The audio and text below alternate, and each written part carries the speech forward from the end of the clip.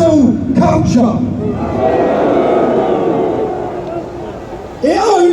Cancel culture only works if we allow it to work, okay? Look at the audience we have. The next person has been cancelled, vilified, arrested, and she's probably about to have the biggest platform she's ever had, okay? You will not cancel her. Let's watch the video.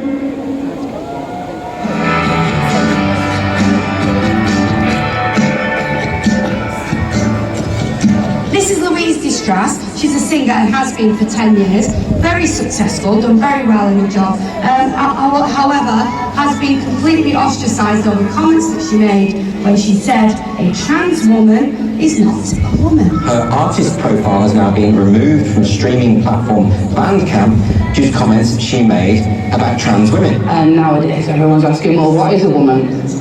And everything in my life starts with me being a woman, and being a woman's an adult human female, right? I stated this radical biological fact in an interview in May this year, and since then the music industry's just shut its doors on me. You continue to publicly deny that trans women is going to have detrimental effects on your career, and then fired me. The platforms that championed me now denounced me as a Nazi and as a transphobe. I was deplatformed by Big Cartel and Bandcamp within the space of 24 hours. Hang on, you were arrested? Yeah. I'm being threatened by trans rights extremists. They took my mugshot and took my fingerprints. I think it was about 5 hours I was in custody for. It's definitely taken its toll on me, mentally and financially, and it's got in the way of what I'd rather be doing, which is writing and recording songs. I think the music industry is just entirely captured. That's a kind of authoritarian way to go about, isn't it? It's completely monotheistic. It's just one way or no way. Police have decided that they're going to harangue people and break the law themselves in order to push forward their own vote credentials. Very, very, very dangerous. So instead they just lock you out and it's like you never existed in the first place. It's frightening, is the point. It's frightening. It's deliberately frightening. Yeah.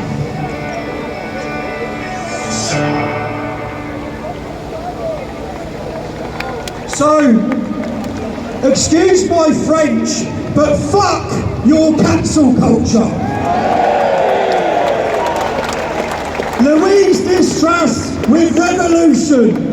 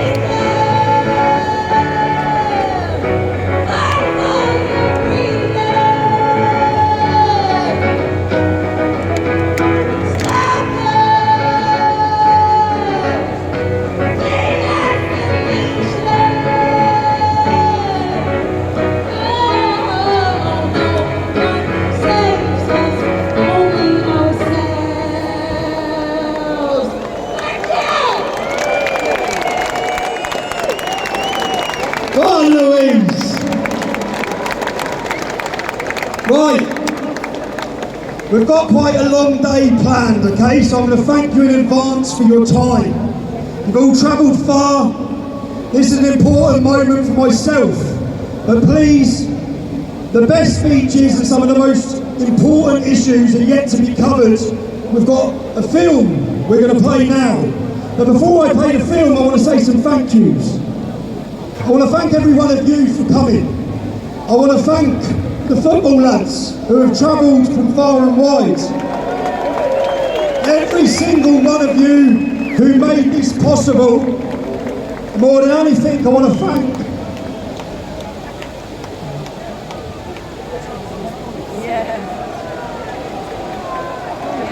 I want to thank my family.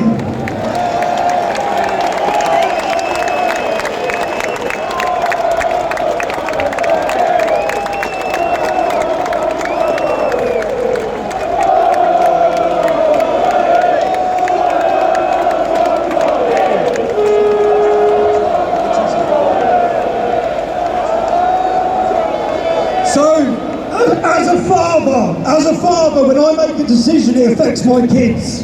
Every one of you, when you make a decision, it affects the people who love you. So every decision I've made has affected the people who love me, every one of them.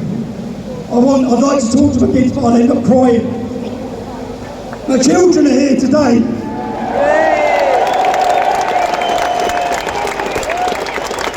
Their mum's here today as well. I want to play them a song. I love sending a message through music to kids. Listen to every lyric of this song, please.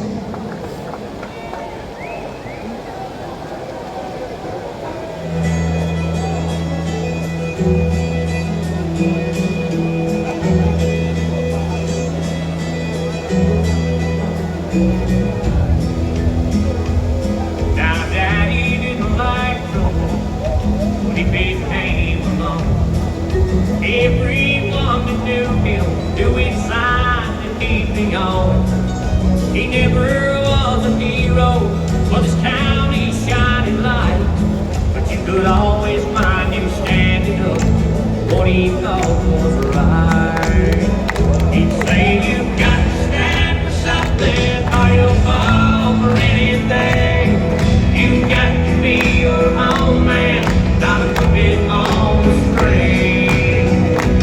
Never compromise what's right, and uphold your family name.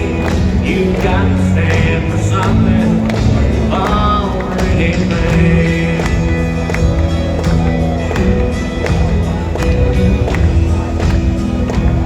Now we might have been better off, or on a bigger house. Hey, Daddy done more giving in, or a little more backing down.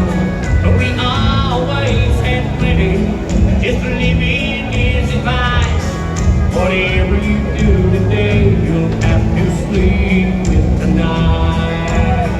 He'd say, "You've got to stand for something, or you'll fall for anything. You've got to be your own man, not a puppet on a string. Never compromise what's right, and uphold your family name. You've got to stand for something, fall for anything." I know that things are different than they were in Daddy's day, but I still believe what makes a man really hasn't changed. You've got to stand for something, or you'll fall for anything. You've got to be your own man, not a puppet on a string. Never compromise what's right, and uphold your family name. You've got to stand for something, fall for anything. You've got to stand for something, or you fall for anything.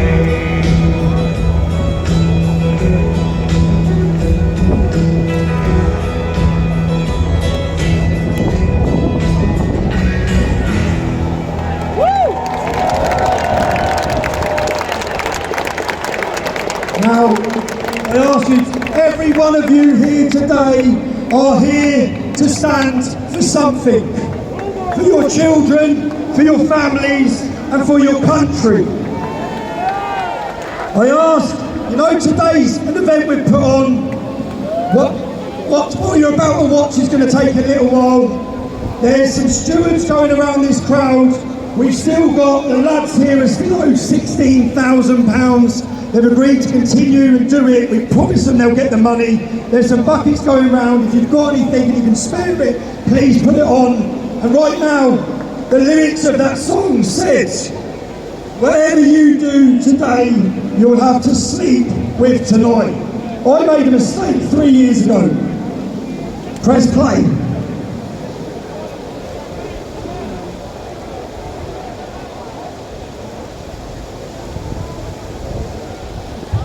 This is the most important film I've ever made.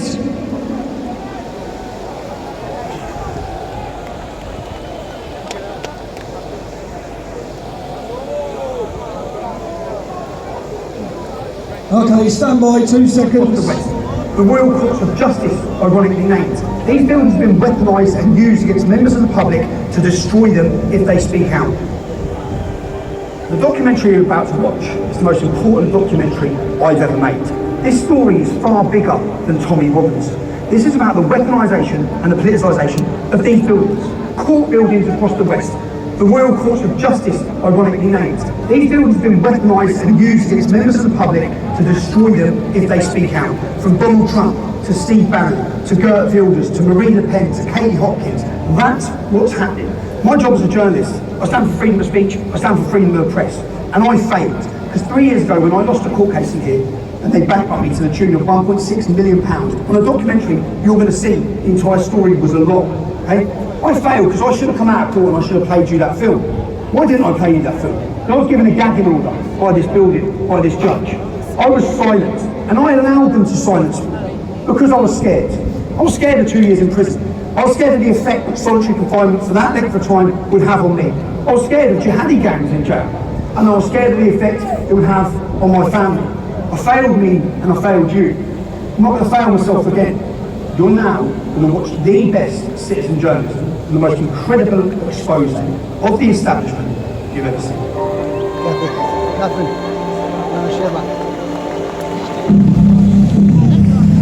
The news is how we find out what's happening in the world. It's how we form our opinions. Opinions based on facts. That's the key. Facts. Facts should be delivered to you by journalists based on the truth. But what if what they're delivering you isn't the truth? What if it's stories that are manipulated to make you think a certain way, to follow a certain narrative, different people's agendas? And what do they do to those who go against that mainstream narrative? Those who try to expose the truth. This is a documentary about the lengths they will go to shut down and silence anyone from bringing you, the British public, the truth. I lost my job over this, London failure over this. He must be a little piece of shit. Flung the hockey stick over his head and hit him in his spinals. This kid was out unconscious already. That's just malicious. Sonny, you're not going to... No, because I know what you're doing. I know what you're doing. Tommy, I am going to rinse your kids, mate.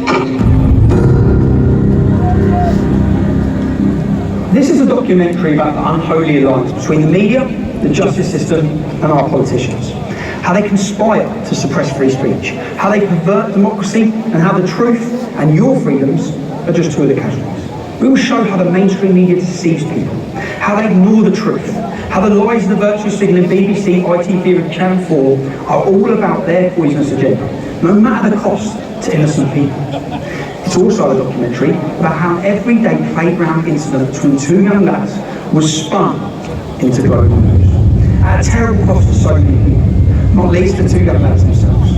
We will show how the law is being abused, how people driven by hateful ideologies attempt to intimidate and silence anyone who dares to challenge the so-called progressive, so-called liberal narrative. We will show the foolishness of our fear-driven political leaders who jumped on a story, took a side without knowing the truth. Or worse still, knowing it but hiding it, because the truth didn't fit their narrative, regardless of the human cost. And we'll ask three important questions. Firstly, is the media accountable to anyone, in any way, for what they report?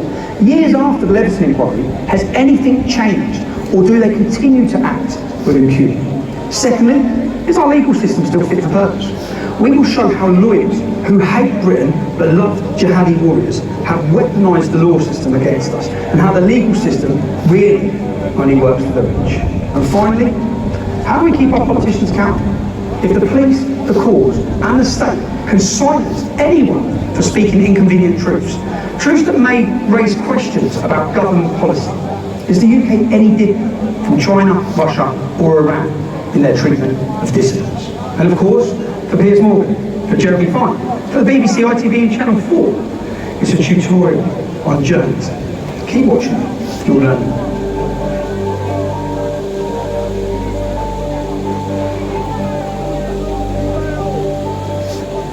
Our story appears to start and end in a brief playground incident at Almonbury Community School in Huddersfield. A playground scuffle. One boy poured a bottle of water on another child.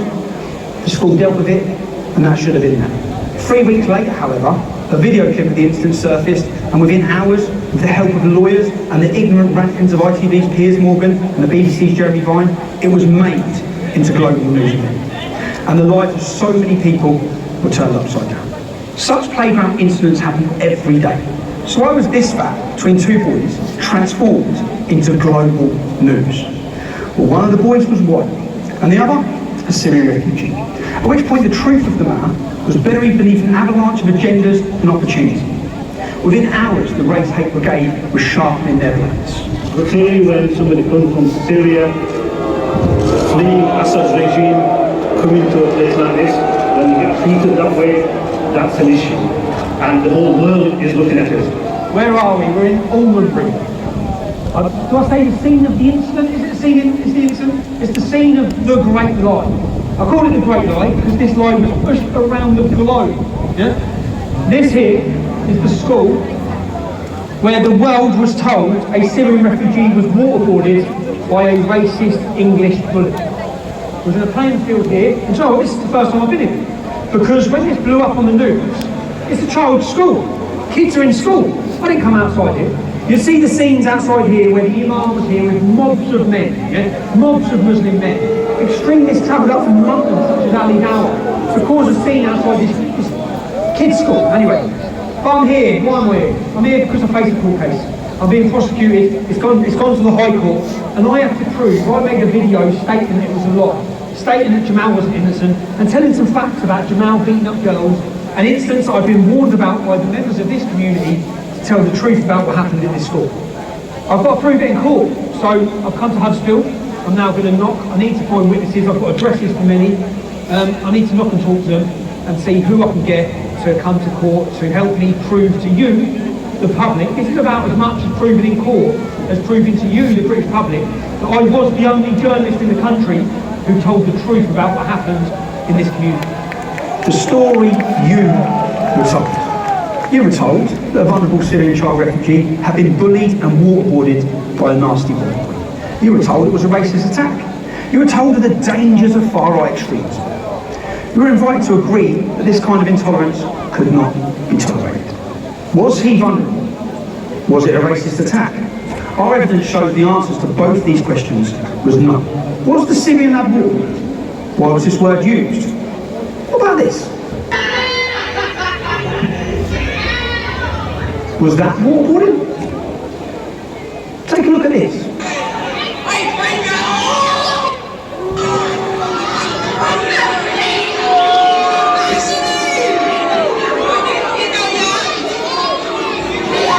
It shows a group of non-white children beating up a white girl. It went viral online, but it wasn't touched by the mainstream media. It wasn't made into a global story. Why not? Meanwhile, the usual suspects had lit the fire and were gleefully stoking the flames. Everybody was exposing the scumbag that did this, who I hope gets severe retribution. And of course, the politicians. They're always quick to jump on the bandwagon. Theresa May, Sajid Javid, Naz Shah, Nicholas Soames, Winston Churchill's grandson. Such moral outrage. And it's not just the media and the politicians. In today's Twitter and Facebook-driven worlds, where celebrities and groups compete to virtue signal, most of them driven by the warm feeling they get by expressing their moral outrage, or by fear. The fear of what might happen to them if they don't.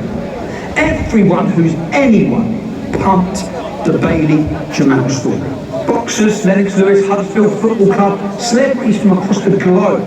Let's have a look at all of the celebrities and blue tick brigades who pumped the Jamal story. And here are some of the people who pumped the story you watched earlier of the white girl getting beaten.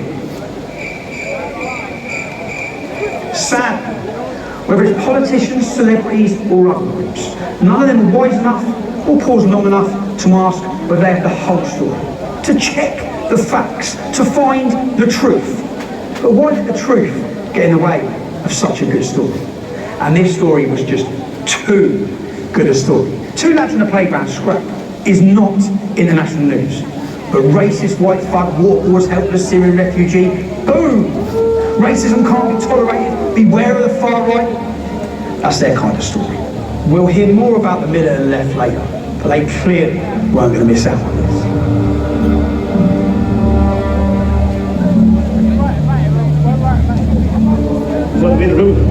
Representing might be too harsh a word, I'm here as a concerned citizen. Mohammed ibn Pandor, a mufti on a mission, he rushed on the reef in his mosque in Baku, a town at the far end of the district. In fact, there's 40 mosques closer to this school. But perhaps Mufti Pandor had his own agenda. You see, his little brother councillor Shabir Pandor is the leader of Kirklees Council in Huddersfield, and they were having some pretty bad news days at that time. By the way, Mufti Pandor, he's the same guy who ordered the Islamic mob to come to the school in Baku and demand the sacking of the RE teacher. We showed a cartoon of Mohammed in a discussion about free speech. Look at what we do as a community, and you will understand our stance. So what has happened is totally unacceptable. Yeah? And we have made sure the school understands that. The teacher has been suspended. The teacher has been suspended.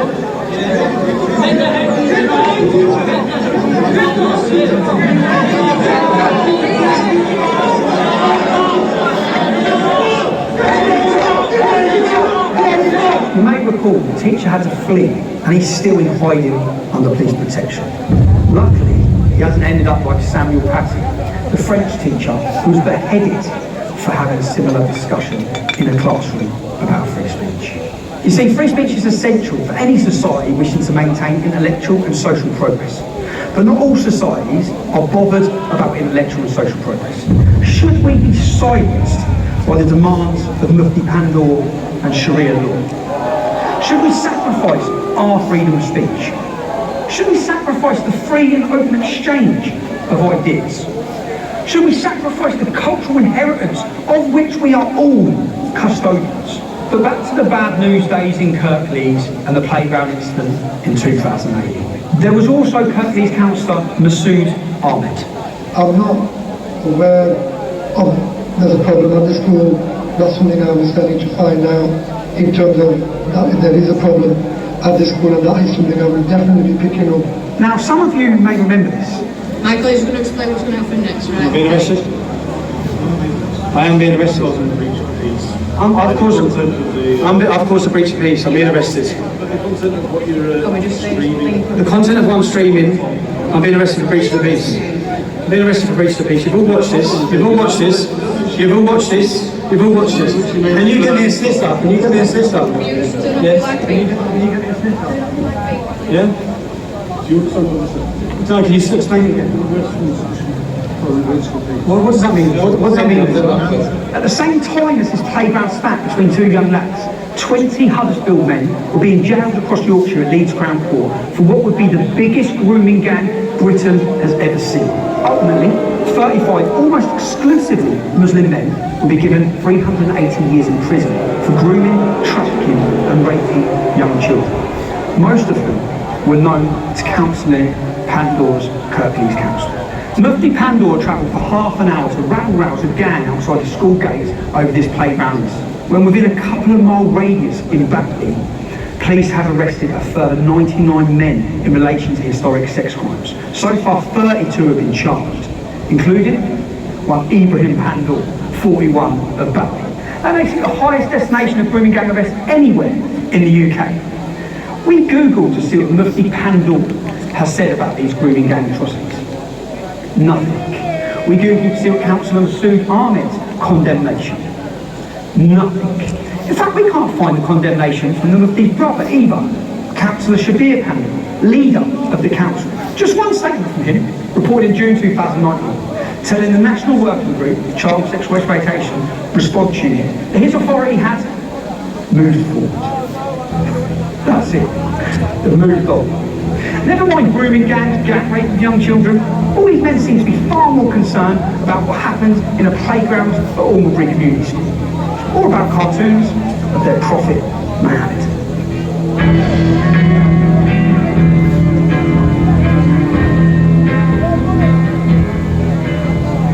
I think I now realise how difficult this is going to be, because everyone was spoken to today, they're all confirming what I said was true, everyone's confirming what Jamal was like, including the school staff. But as soon as I mentioned this campaign, as soon as I mentioned court, I need someone to come to court, they just spoke in silence straight away. No one can have said that. No one can have said this. They jumped in, it was raining.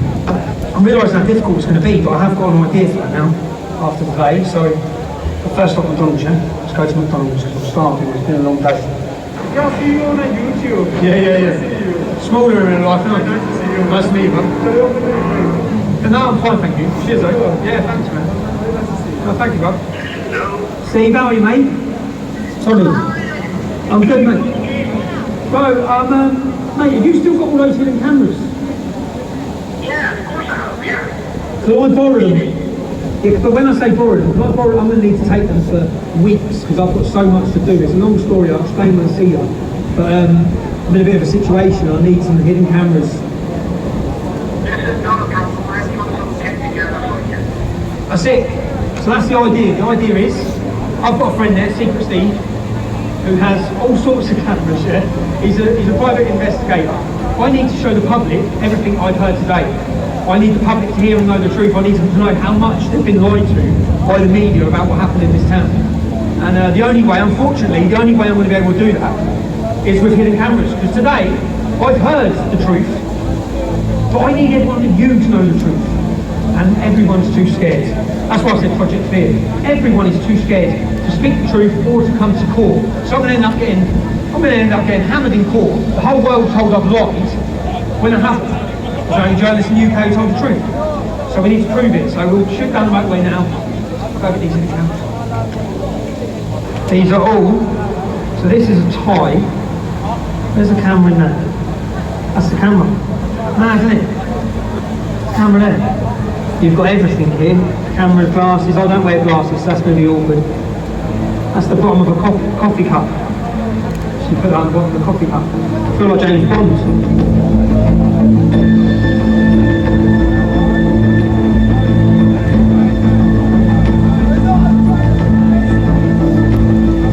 This today.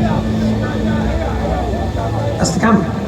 I'll have to take this off, but it doesn't matter because apparently this records all the audio, records everything. That's the camera, and I feel a little bit dirty with this. But it is the only way I'm going to get people to speak. And then I need you to hear what I hear. The idea that people would be all over the streets looking for him was appalling. The fact that the video itself, although it showed the accumulation of things that built up to that, did not deserve what happened to him or to anybody else in that situation.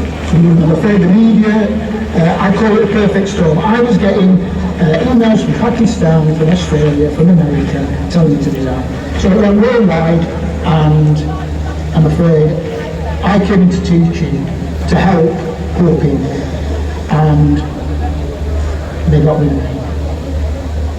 I've got a problem here.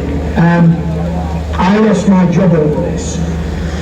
And as a result, the council has told me that I cannot speak to anybody ever about it. So unfortunately,